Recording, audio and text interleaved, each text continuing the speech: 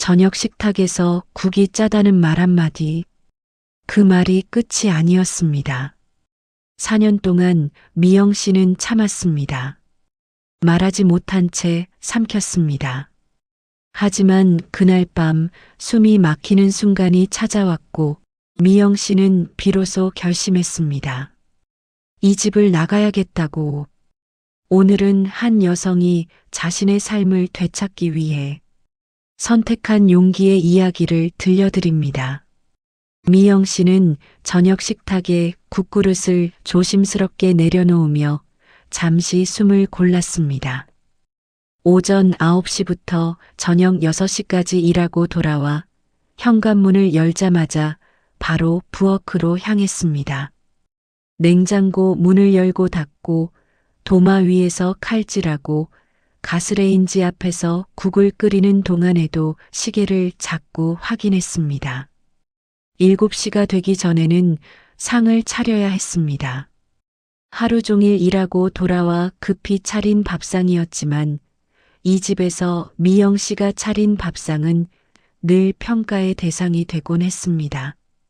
시어머니께서는 숟가락을 천천히 들어 올렸다가 국을 한번 떠서 입에 넣으시더니 표정이 굳어지셨습니다.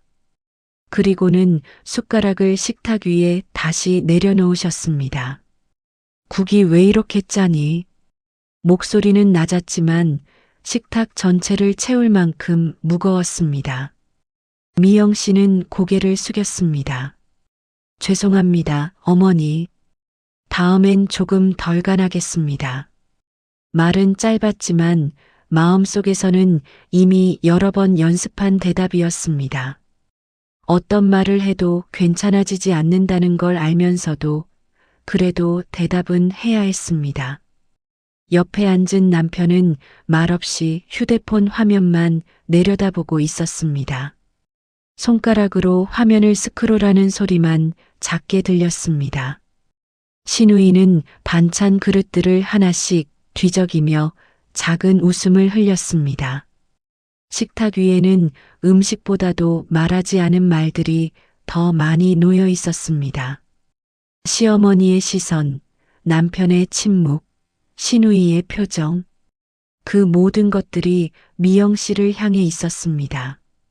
미영 씨는 밥을 한 숟가락 떠서 입에 넣었습니다. 목으로 넘어가지 않았지만 천천히 씹었습니다. 숟가락을 들 때도 반찬을 집을 때도 물을 마실 때도 조심스러웠습니다. 벽에 걸린 시계의 초침 소리가 유난히 크게 들렸습니다. 똑딱 똑딱. 식탁을 둘러싼 네 사람의 침묵 사이로 그 소리만 규칙적으로 흘러갔습니다. 미영 씨는 반찬을 하나 더 집으려다가 손을 멈췄습니다. 시어머니의 시선이 느껴졌기 때문입니다. 창밖으로 저녁 노을이 지고 있었습니다. 아파트 단지의 불빛들이 하나둘 켜지기 시작했습니다. 미영 씨는 문득 다른 집에서는 어떤 저녁 식사가 이루어지고 있을까 생각했습니다. 시어머니께서는 국그릇을 밀어내시며 한숨을 쉬셨습니다. 맛도 없는 걸 왜 이렇게 차려놨어? 미영 씨는 어깨가 무거워지는 것을 느꼈습니다. 손끝이 차가워졌습니다. 하지만 표정은 변하지 않았습니다. 시누이가 일어서며 말했습니다. 저는 먼저 들어갈게요. 그리고는 방으로 들어가 버렸습니다. 남편은 여전히 휴대폰만 보고 있었습니다. 미영 씨는 혼자 남은 식탁을 바라보았습니다. 아직 반도 먹지 않은 밥그릇들, 식어가는 국, 손대지 않은 반찬들, 설거지를 해야 한다는 생각이 들었습니다. 하지만 잠시만 더 이 자리에 앉아 있고 싶었습니다. 움직이기 시작하면 다시 끝없는 일상이 이어질 것 같았습니다. 부엌 개수대에 쌓일 그릇들이 눈에 보이는 것 같았습니다. 식사가 끝날 무렵 미영 씨는 조심스럽게 말을 꺼냈습니다. 어머니, 내일은 친정에 잠깐 다녀와도 될까요? 그 말이 끝나자마자 시어머니의 수저 소리가 멈췄습니다. 공기가 순식간에 달라지는 게 느껴졌습니다. 시어머니께서는 천천히 고개를 들어 미영 씨를 바라보셨습니다. 표정이 굳어져 있었습니다. 또 친정이야? 목소리는 처음엔 낮았지만 점점 커지기 시작했습니다. 미영 씨는 설명하려 했습니다. 어머니가 편찮으셔서 제가 가봐야 할 것 같아서. 말이 끝나기도 전에 시어머니께서는 자리에서 일어나셨습니다. 의자가 뒤로 밀리는 소리가 크게 났습니다. 집에 들어왔으면 집안부터 생각해야지. 친정, 친정, 맨날 친정만 생각하네. 시어머니의 목소리는 점점 더 높아졌습니다. 거실 전체에 울려 퍼지는 것 같았습니다. 시집 온 지가 몇 년인데 아직도 친정 타령이야? 미영 씨는 한 걸음 뒤로 물러섰습니다. 본능적으로 몸이 움직였습니다. 하지만 시어머니께서는 더 가까이 다가오셨습니다. 그때 시어머니의 손이 미영 씨의 목 쪽으로 올라왔습니다. 순간 숨이 막히는 느낌이 들었습니다. 목 주변이 압박되는 감각. 숨을 제대로 쉴 수 없었습니다. 미영 씨는 눈을 크게 뜨고 시어머니를 바라보았습니다. 시어머니의 얼굴에는 분노만 가득했습니다. 몇 초였을까요? 시간 감각이 사라졌습니다. 마침내 시어머니의 손이 떨어졌습니다. 미영 씨는 헐떡이며 목에 손을 가져다 댔습니다. 목이 아팠습니다. 거실은 너무 조용했습니다. 남편은 식탁에 앉아 있었습니다. 일어나지 않았습니다. 말도 하지 않았습니다. 그저 휴대폰만 보고 있었습니다. 신우이는 소파에 앉아 담담한 얼굴로 지켜보고 있었습니다. 처음 보는 일이 아닌 것처럼. 시어머니께서는 방으로 들어가시며 문을 쾅 닫으셨습니다. 미영 씨는 그 자리에 서서 차가운 공기를 느꼈습니다. 손발이 떨렸지만 소리내어 울 수는 없었습니다. 신우이가 일어나 방으로 들어갔습니다. 남편도 조용히 안방으로 향했습니다. 미영 씨는 혼자 거실에 남았습니다. 텅 빈 공간에서 미영 씨는 천천히 주저앉았습니다. 바닥이 차가웠습니다. 목에 손을 대보았습니다. 아직도 따끔거렸습니다. 손가락 끝으로 천천히 만져보니 약간 붓는 것 같았습니다. 부엌 쪽에서 냉장고 소리가 웅웅거렸습니다. 시계 초침 소리가 다시 들려왔습니다. 똑딱, 똑딱. 미영 씨는 무릎을 끌어안고 앉았습니다. 친정 어머니의 얼굴이 떠올랐습니다. 전화로 들었던 약한 목소리.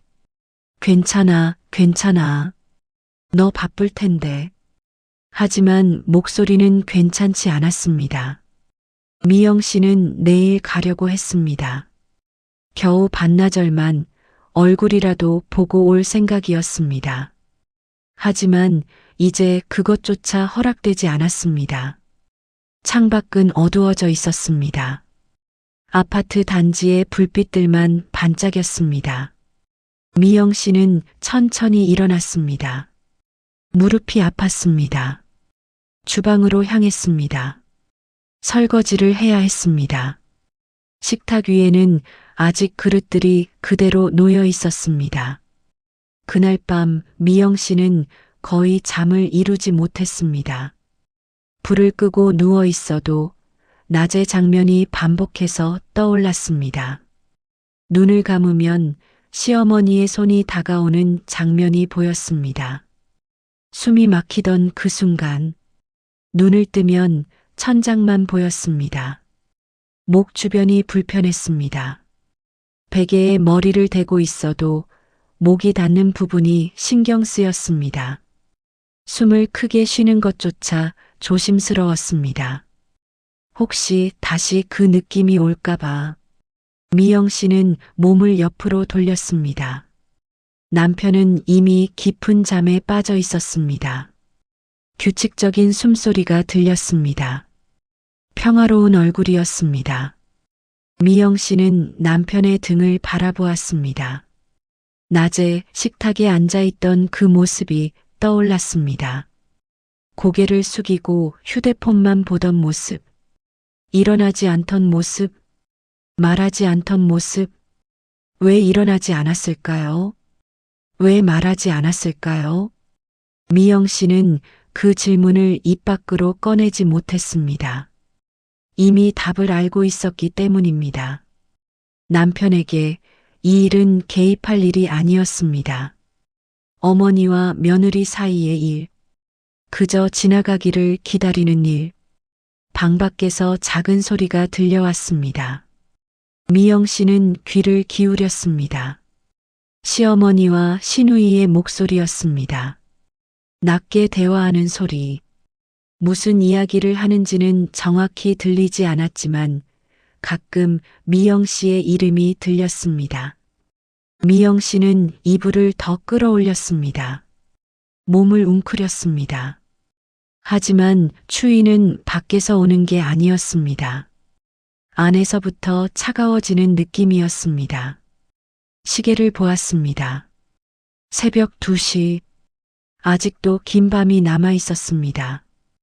미영 씨는 천천히 일어나 거실로 나갔습니다.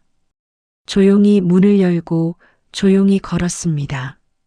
부엌으로 가서 물을 한 잔 마셨습니다. 차가운 물이 목을 타고 내려갔습니다. 목이 따끔거렸습니다. 창밖을 바라보았습니다.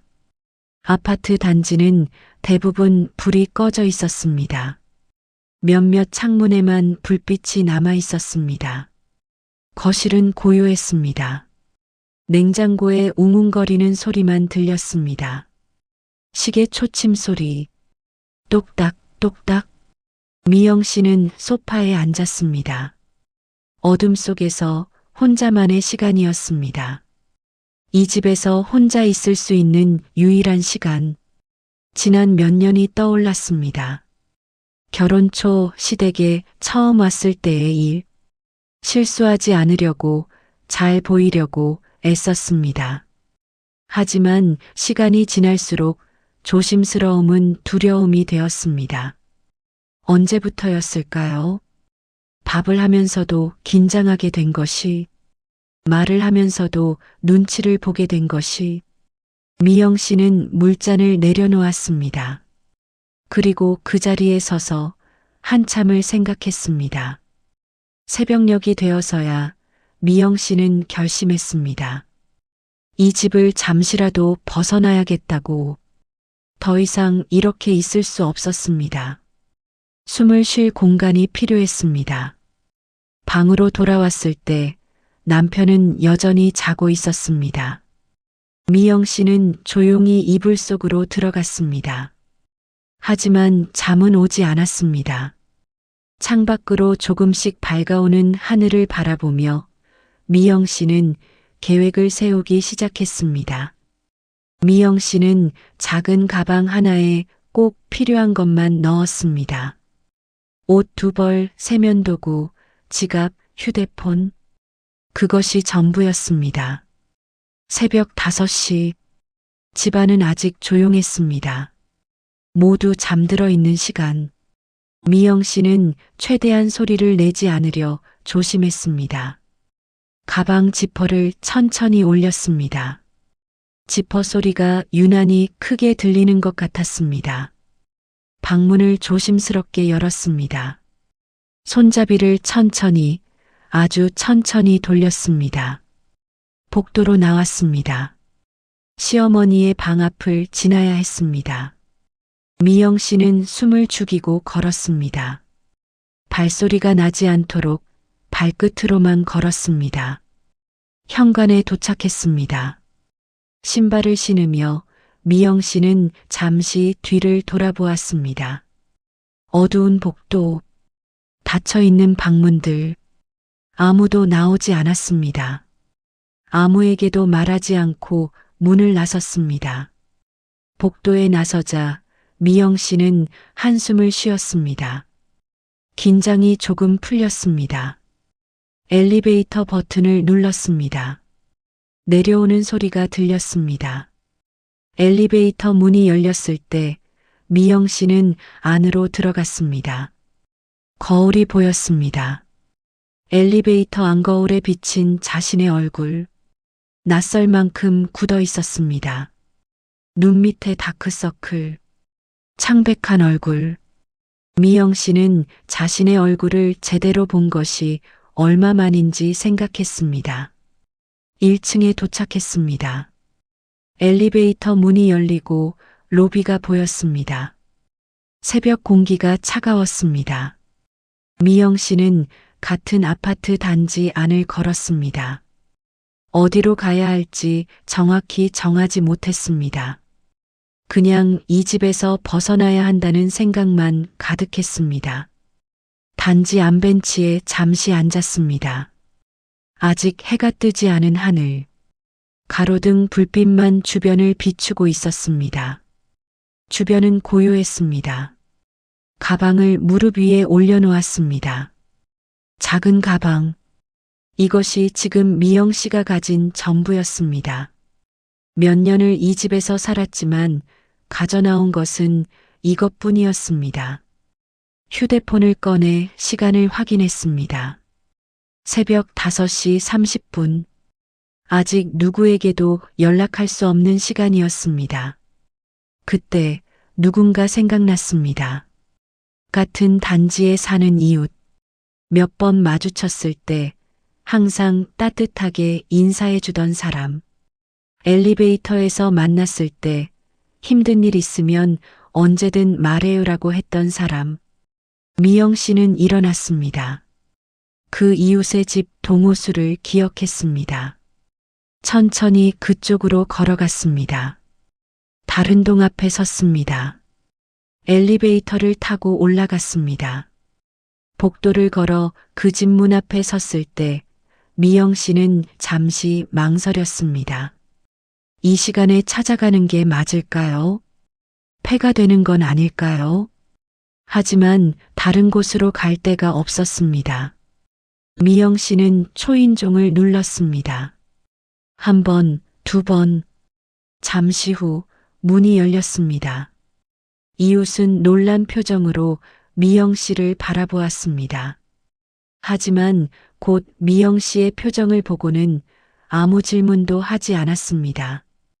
일단 들어와요. 그 말 한마디에 미영 씨는 그제야 눈물이 났습니다. 참고 있던 것들이 한꺼번에 쏟아져 나왔습니다. 이웃은 따뜻한 차를 내왔습니다. 미영 씨는 손으로 찻잔을 감쌌습니다. 온기가 손끝으로 전해졌습니다. 천천히 마시세요. 이웃은 옆에 앉아 아무 말도 하지 않았습니다. 재촉하지 않았습니다. 그저 기다려 주었습니다. 한참이 지나서야 미영 씨는 조금씩 말을 꺼냈습니다. 어제 저녁에 있었던 일. 목을 조이던 순간. 남편의 침묵. 신우이의 무관심. 이웃은 조용히 듣고 있었습니다. 표정이 점점 굳어졌습니다. 미영 씨 병원 가봐야 해요. 미영 씨는 고개를 저었습니다.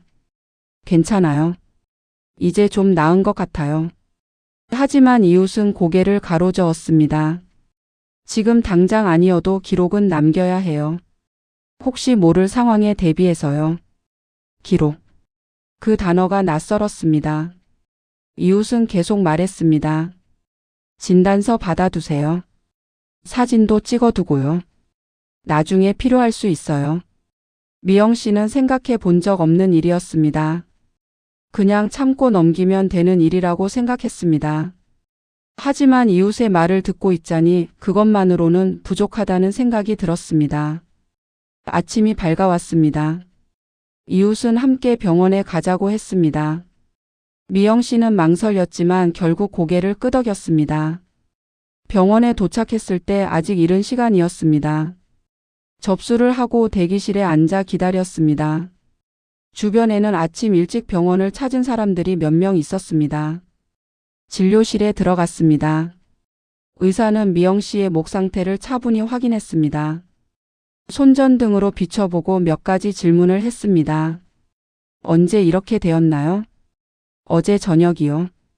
어떻게 다쳤나요? 미영 씨는 잠시 말을 멈췄습니다. 이웃이 옆에서 손을 잡아 주었습니다.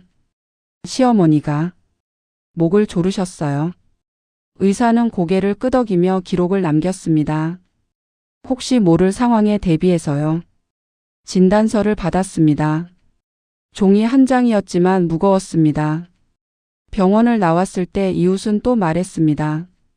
미영 씨 통장하고 대출도 확인해 봐요. 미영 씨는 고개를 끄덕였습니다. 그날 오후 은행을 찾았습니다. 결혼 초 시댁의 부탁으로 자신의 명의로 진행했던 전세 보증금 대출. 잠깐만 내 명의로 해줘. 하지만 대출은 여전히 미영 씨의 이름으로 남아 있었습니다. 연체 위험 상태로. 미영 씨는 서류를 받아들고 한동안 말을 잃었습니다. 수년간 자신의 이름으로 빚이 쌓이고 있었습니다. 은행 창구 직원이 조심스럽게 물었습니다. 명의자 본인이 모르고 계셨나요? 미영 씨는 고개를 끄덕였습니다. 이런 경우는 법적으로 문제를 제기할 수 있습니다. 미영 씨는 서류를 가방에 넣었습니다. 손이 떨렸습니다. 이웃의 집으로 돌아왔을 때 이웃은 말했습니다. 이거 보세요. 모두 미영 씨 동의 없이 진행된 거잖아요. 미영 씨는 서류를 다시 들여다보았습니다. 자신의 이름으로 되어 있지만 자신이 한 일이 아니었습니다. 며칠이 지났습니다. 미영 씨는 이웃의 집에 머물며 차분히 상황을 정리하기 시작했습니다. 은행에서 확인한 서류들은 생각보다 명확했습니다. 대출금은 다른 계좌로 빠져나가 있었습니다. 시댁의 계좌였습니다. 연체 위험은 고스란히 미영 씨에게 돌아와 있었습니다. 미영 씨는 서류를 하나씩 펼쳐놓고 날짜를 확인했습니다. 결혼 첫 해. 시어머니께서 말씀하셨습니다. 잠깐만. 금방 정리할게. 하지만 그 잠깐은 지금까지 이어졌습니다. 4년. 휴대폰이 울렸습니다. 남편이었습니다. 미영 씨는 화면을 보다가 전화를 받았습니다. 어디 있어? 밖에 있어요. 언제 들어와? 어머니가 화나셨어. 미영 씨는 한숨을 쉬었습니다. 저도 화났어요. 뭐? 대출 얘기. 알고 있었어요? 전화 너머로 침묵이 흘렀습니다. 남편은 대답하지 않았습니다. 알고 있었죠? 그게 그냥 잠깐. 4년이에요. 4년. 미영 씨의 목소리가 떨렸습니다. 하지만 울지 않았습니다. 지금 들어와. 얘기하자. 아니요. 이제는 제대로 얘기해야 할 것 같아요. 전화를 끊었습니다. 그날 오후 시댁에서 연락이 왔습니다. 신우이였습니다. 문자 메시지. 언니 왜 이래요? 집안 망신시키려고요? 미영 씨는 문자를 읽고 답장을 보내지 않았습니다. 대신 캡처를 했습니다. 이웃이 옆에서 말했습니다. 다 기록으로 남기세요. 문자 통화 내역 다요. 미영 씨는 고개를 끄덕였습니다. 그리고 메모를 시작했습니다. 날짜, 시간, 내용. 누가 무슨 말을 했는지. 누가 무엇을 했는지.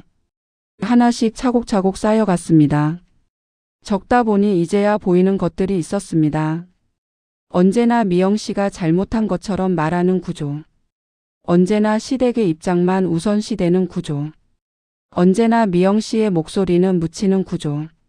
미영 씨는 펜을 놓고 창밖을 바라보았습니다. 저녁 해가 지고 있었습니다. 이웃이 차를 내왔습니다. 힘들죠? 네. 하지만 이제는 멈춰야 할 것 같아요.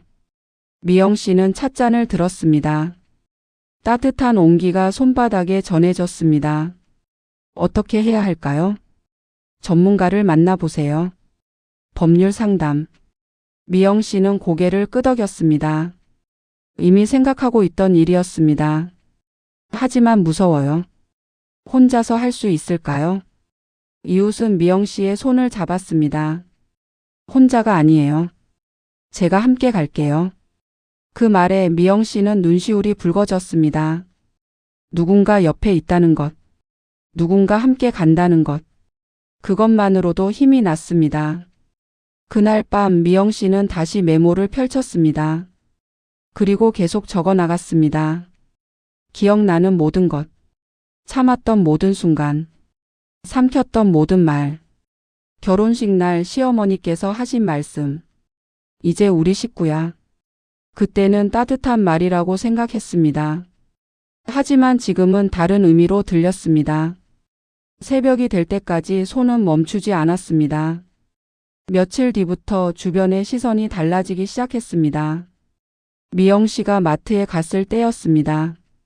같은 아파트 단지에 사는 사람들이 수군거리는 소리가 들렸습니다. 미영 씨를 보자 이야기를 멈췄습니다. 하지만 시선은 여전히 따라왔습니다. 저 사람이 들었어요? 집을 나갔대요. 고부간에 문제가 있나 봐요. 작은 목소리들. 하지만 미영 씨의 귀에는 또렷하게 들렸습니다. 엘리베이터에서 마주친 이웃은 어색하게 웃으며 말했습니다.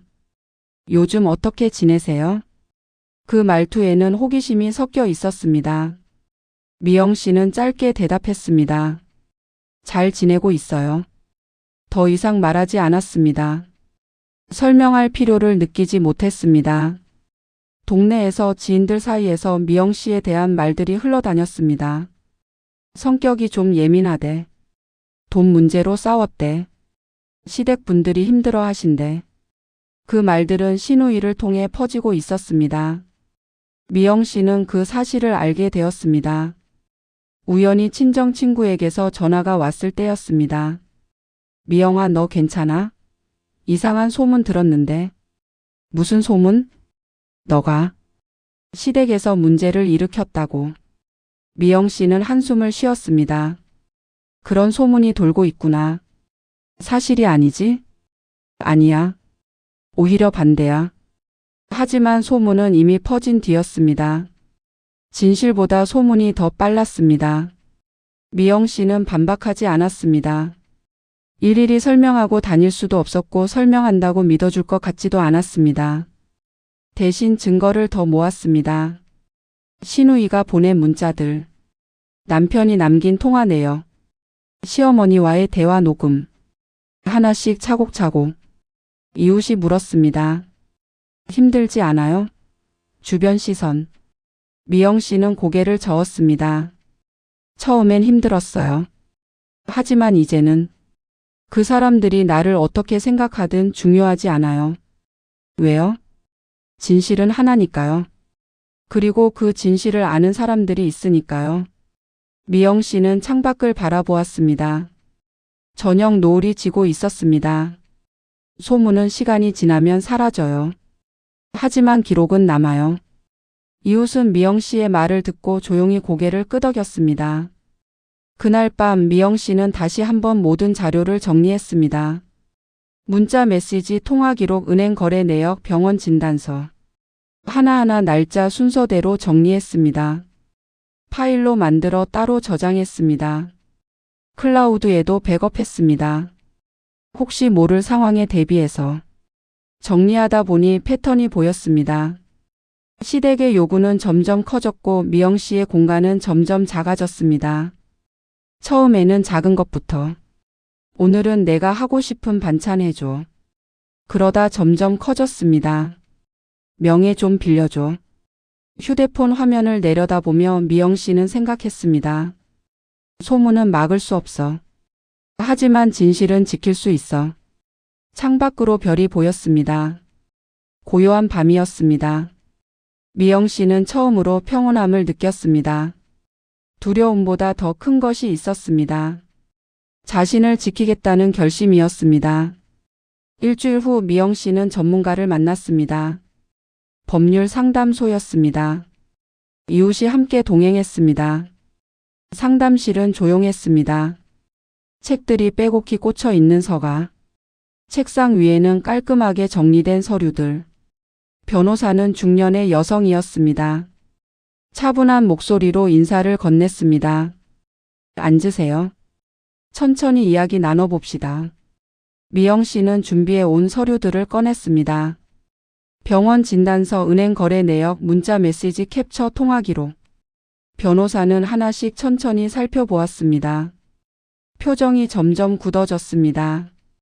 이건 단순한 가족 문제가 아닙니다. 그 말에 미영 씨는 고개를 들었습니다.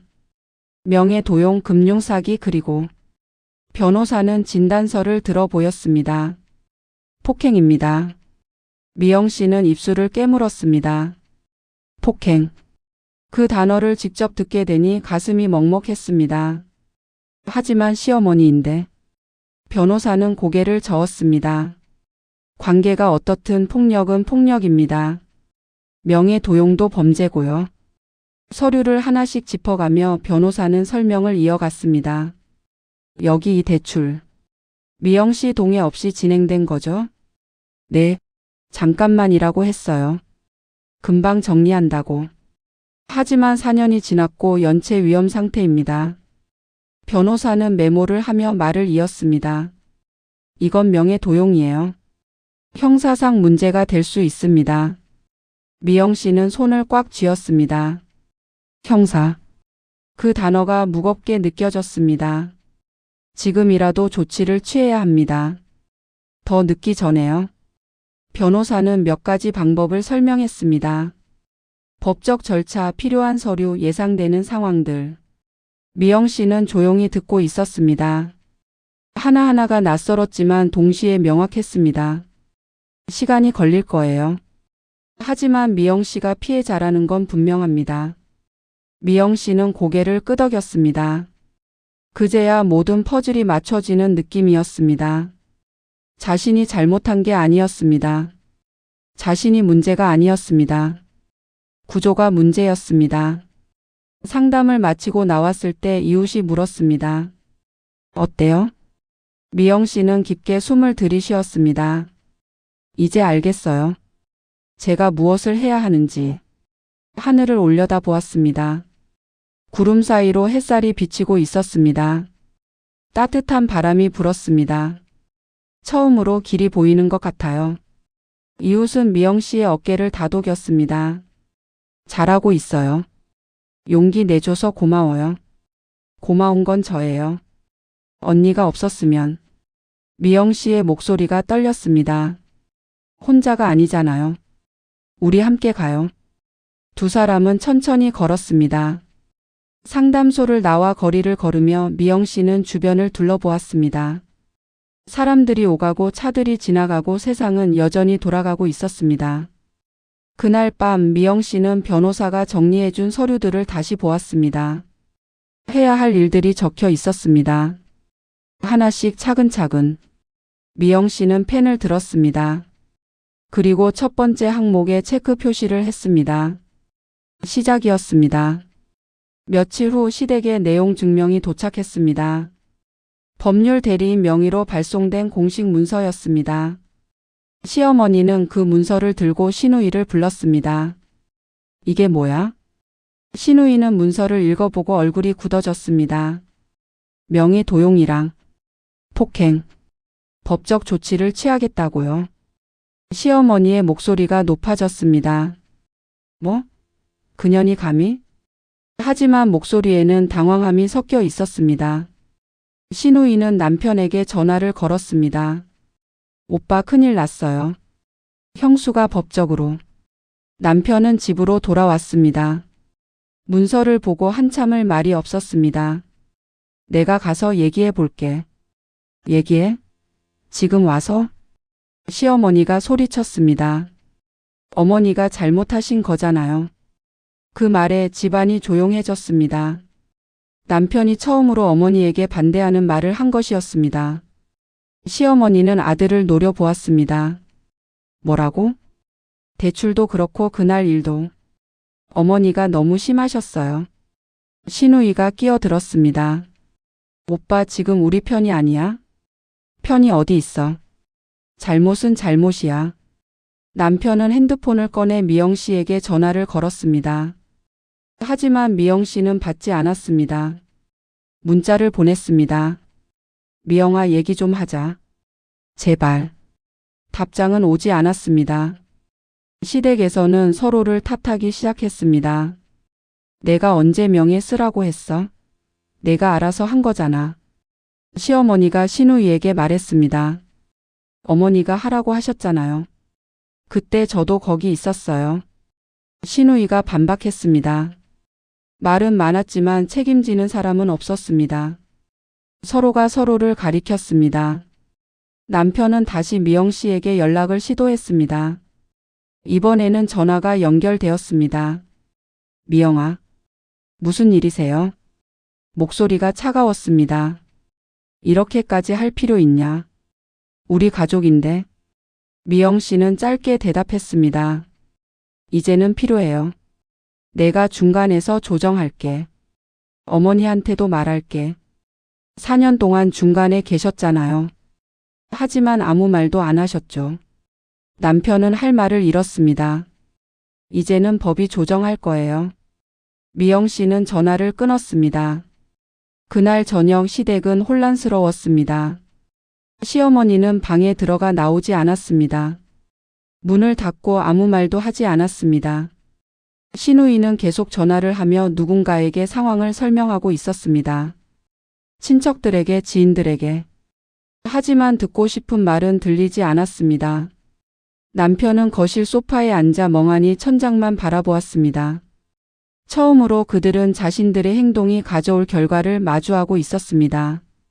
미영 씨는 이웃의 집에서 창밖을 바라보고 있었습니다. 휴대폰에는 남편의 부재중 전화가 여러 통 남아 있었습니다. 하지만 미영 씨는 돌아보지 않았습니다. 이미 결정한 일이었습니다. 괜찮아요? 이웃이 물었습니다. 네, 이제는 괜찮아요. 미영 씨의 목소리는 확고했습니다. 누군가에게는 먼 이야기처럼 들릴 수도 있지만 어쩌면 지금 이 순간에도 비슷한 고민을 하고 계신 분이 있을지 모릅니다. 참는 것이 미덕이 아닌 시대입니다. 나를 지키는 것이 가장 용기 있는 선택입니다. 오늘 이야기가 조금이라도 위로가 되셨다면 좋아요와 구독 버튼으로 응원해 주세요. 그리고 댓글로 여러분의 생각을 들려주시면 더 많은 분들과 함께 나눌 수 있을 것 같습니다. 다음 이야기에서 또 만나 뵙겠습니다. 오늘도 수고 많으셨습니다.